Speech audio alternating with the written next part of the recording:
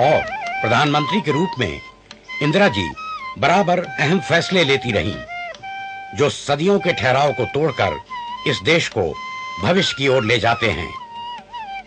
इतने बड़े देश का कोई कोना ऐसा नहीं था जहां उनकी आवाज ना पहुंचती हो, या वे खुद ना पहुंचती हों, या उनके फैसले ना पहुंचते हों।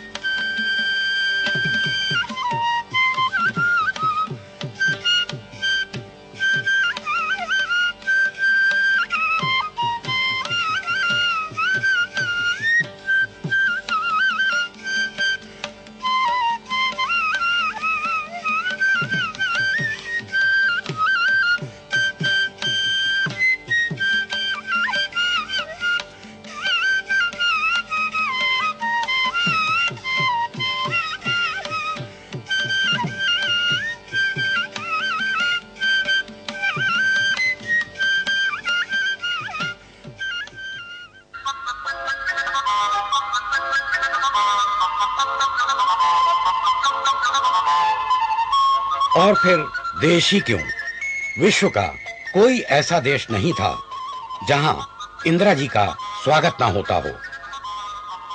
चाहे वो रूस हो, या दूसरी महाशक्ति America,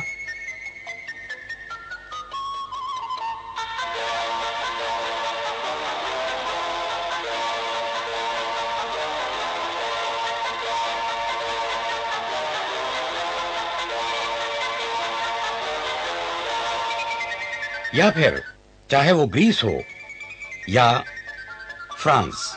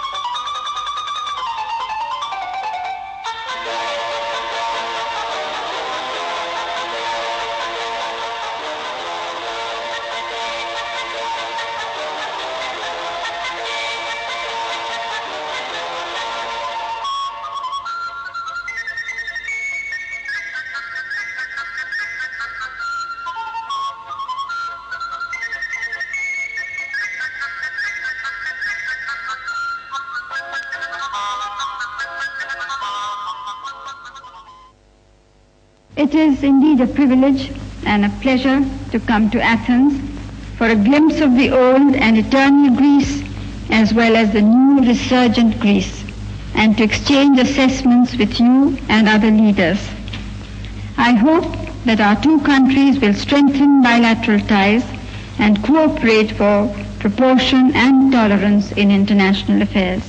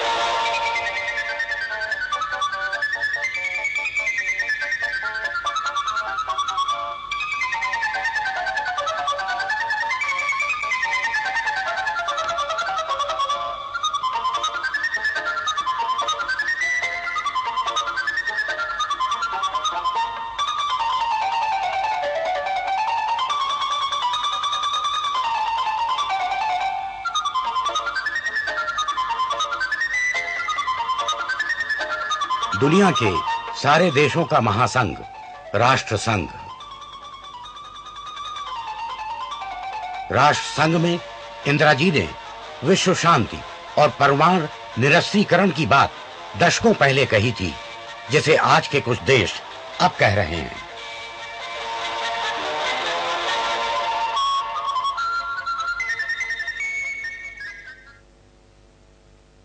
The very fabric of international peace is under serious stress. The world stands a helpless witness to a major escalation of the nuclear arms race. Against this somber background, the 38th General Assembly meets. I believe this coming together of statesmen and women from different parts of the world in search for peace, disarmament and development is indeed timely and essential. Our goal is general and complete disarmament, a process which must necessarily begin with nuclear disarmament. The first need is to stop the production of nuclear weapons, then to reduce and eventually to eliminate them.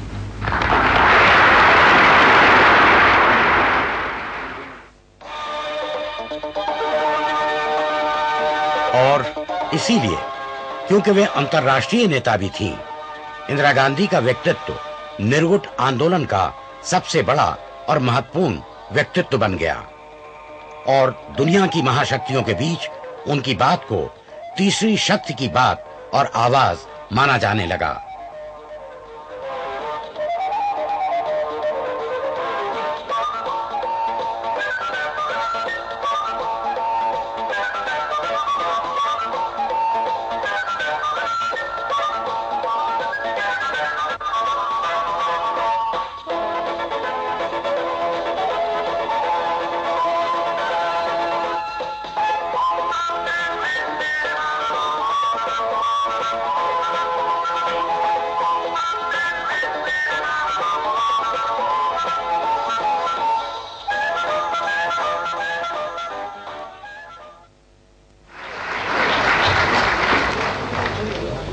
At our meetings, it is a tradition to avoid discussion on conflicts between member countries.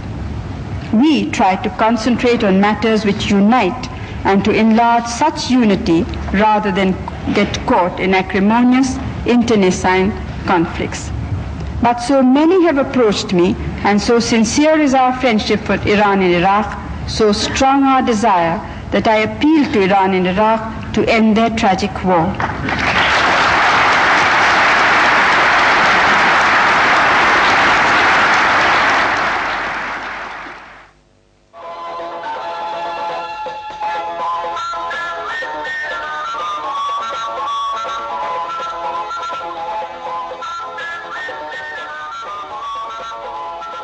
आइए थोड़ा लौट चले यादों की तरफ। इंदिरा जी जब पहली बार प्रधानमंत्री बनी तो उन्होंने सुविधा का नहीं, कठिनाइयों का, निर्माण का, विकास का रास्ता चुना था। The war against poverty, disease and ignorance. We have promises to keep to our people.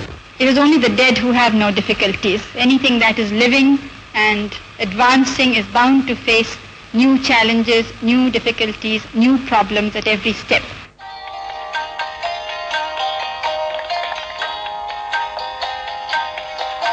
देश के औद्योगिक विकास को इंदिरा जी ने भरपूर बढ़ावा दिया, आधुनिकीकरण किया, वैज्ञानिक प्रगति का अगला रास्ता तैयार किया।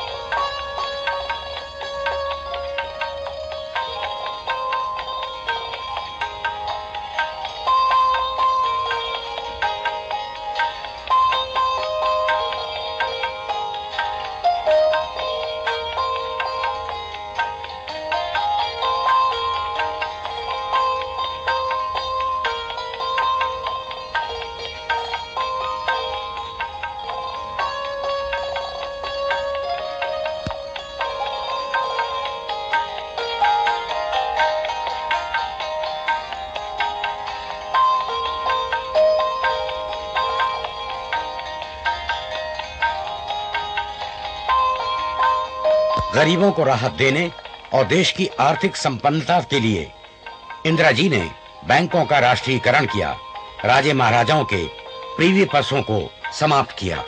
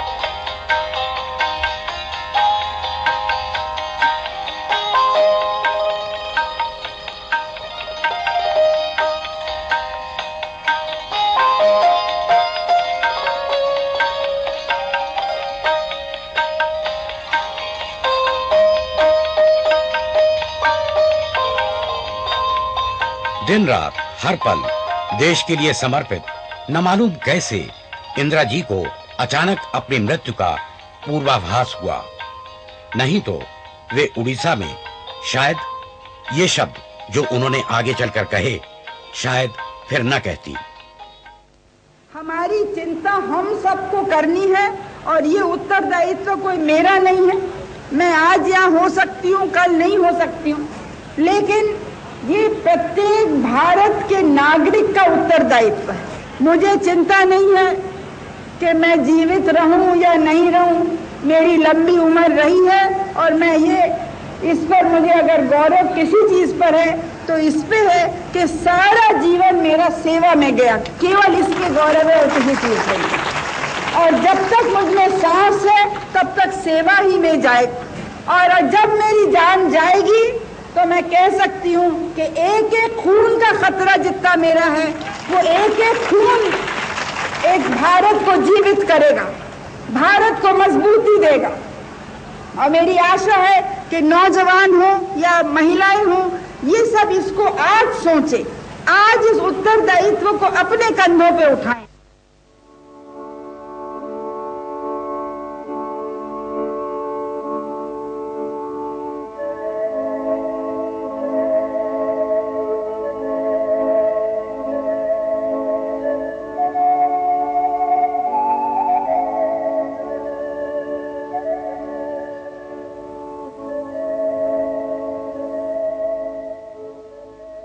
इकतीस अक्टूबर सन 1984 की सुबह हमेशा की तरह श्रीमती गांधी ने अपने निवास स्थान के निकट कार्यालय की तरफ चलना शुरू किया।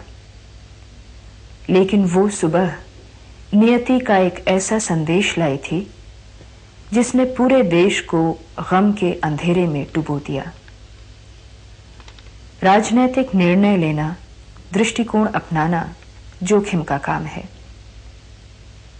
इतिहास गवाह है कि हर दौर में ऐसे लोग हुए हैं जिन्होंने निजी जीवन की परवाह न करते हुए देश के हित में निर्णय लिए हैं, कीमत अदा की है।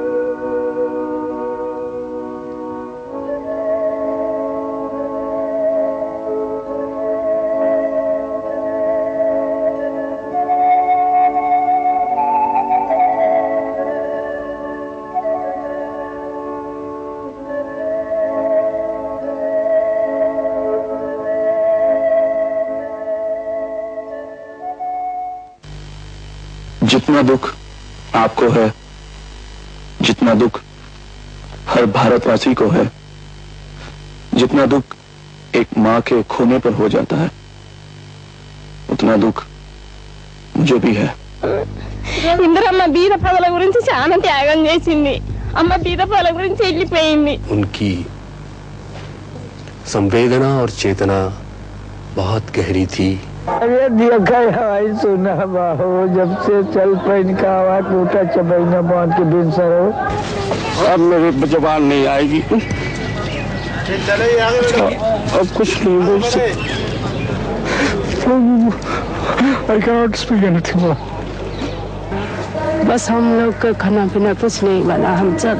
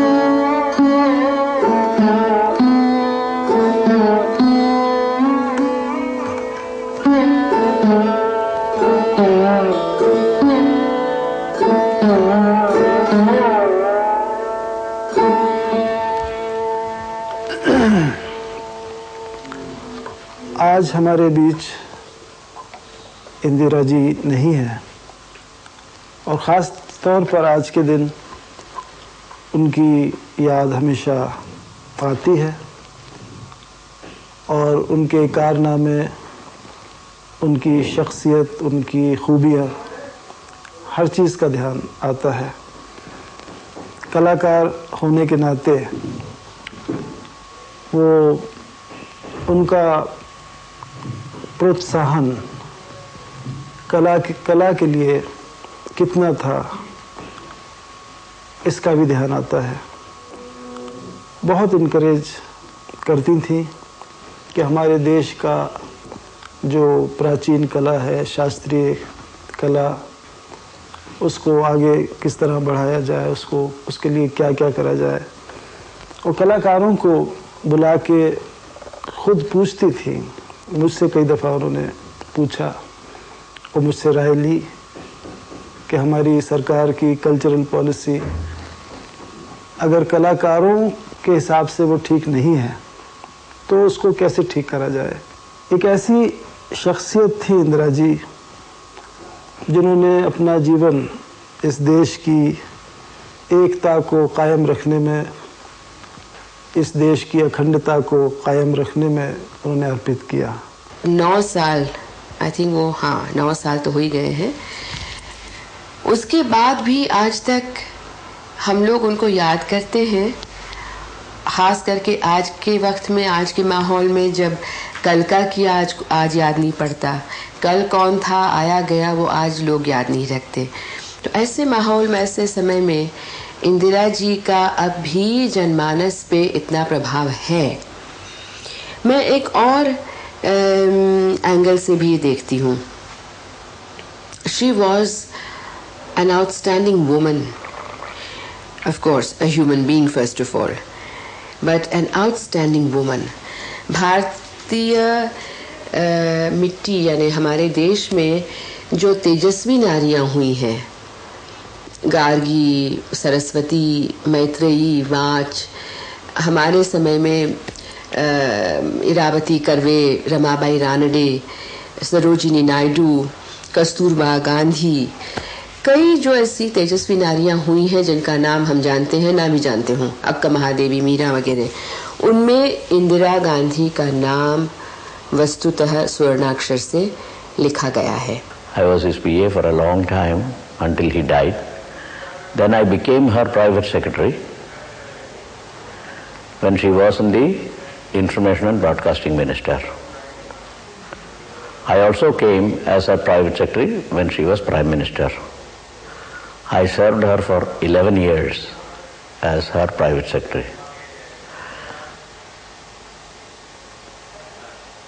She was one of the fewest greatest statesmen in the world.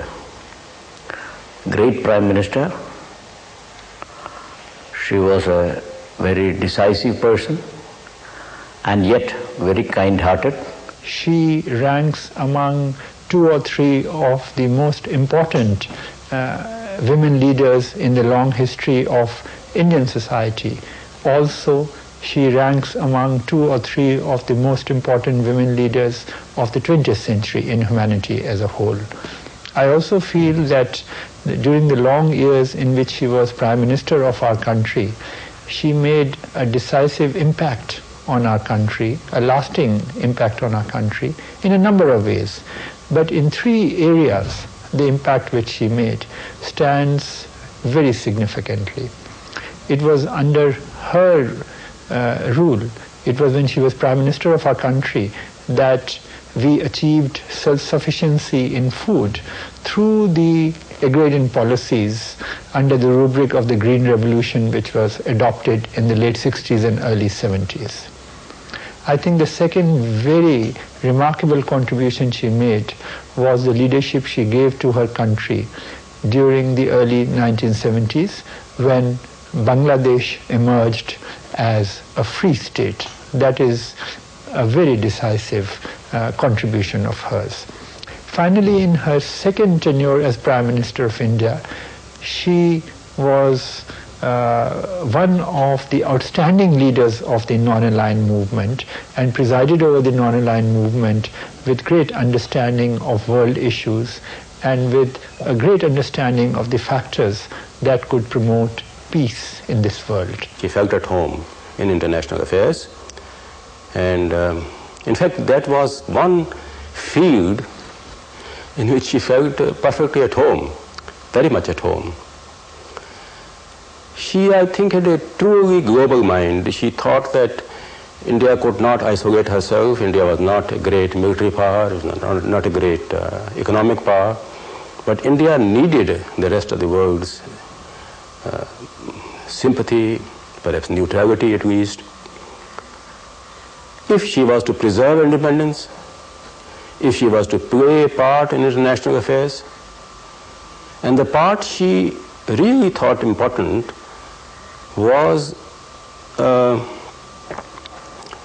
taking the lead in fighting for the economic rights, for the political rights of the third world. And the 2 other subjects, disarmament and world peace, which were very much near our heart.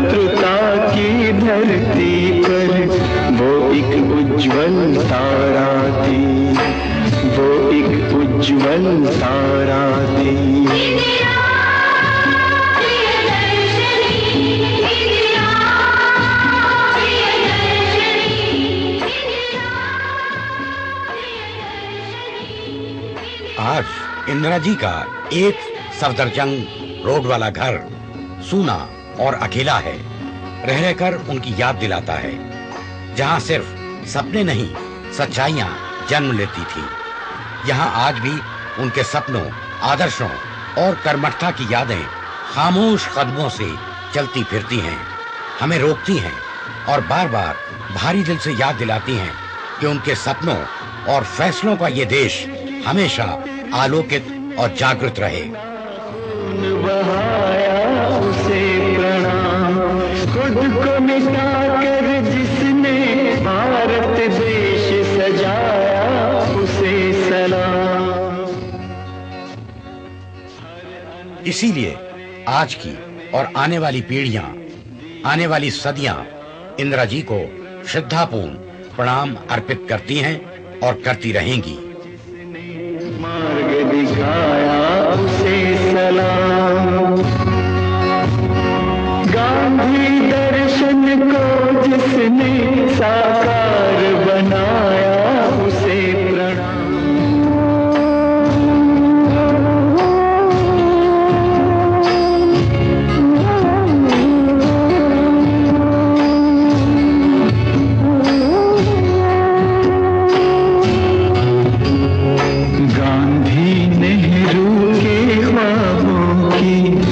सुंदरता वीर थी वो,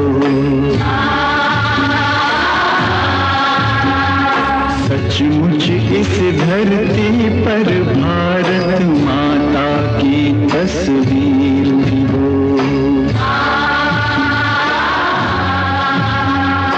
आंखों में था जोश गजब का, चाल समय की धारा थी, घृणा शत्रुता की धरती पर वो एक उज्जवल तारा थी, वो एक उज्जवल तारा